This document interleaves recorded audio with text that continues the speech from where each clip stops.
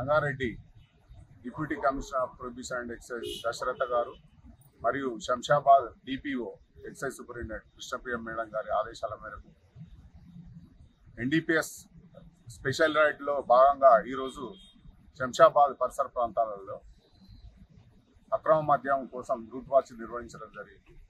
వీటి రూట్ వాచ్లో గోవా నుంచి మరియు ఢిల్లీ నుంచి, హర్యానా నుంచి, తదితర రాష్ట్రాల నుండి వచ్చినటువంటి మద్యం బాటిళ్లను సీజ్ చేయడం జరిగింది. ఈ సందర్భంగా ఒక 4 ఫ్లైట్లను చెక్కింగ్ చేయగా వాటికి సంబంధించి 235 బాటిళ్లు సీజ్ చేయడం జరిగింది.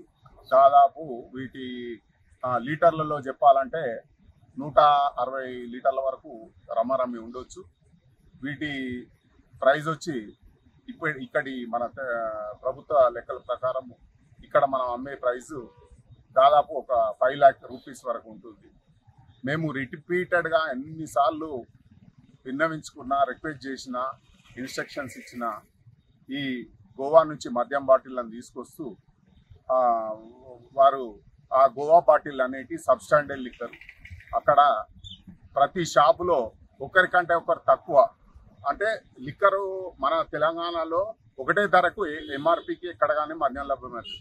కానీ గోవాలో ఒకటే సేమ్ బాటిల్ 1100కు, 900కు, 800కు, అంటే వాళ్ళే మద్యం షాప్లో తయారు చేసి సబ్స్టాండర్డ్ లిక్కర్ అమ్ముతారు.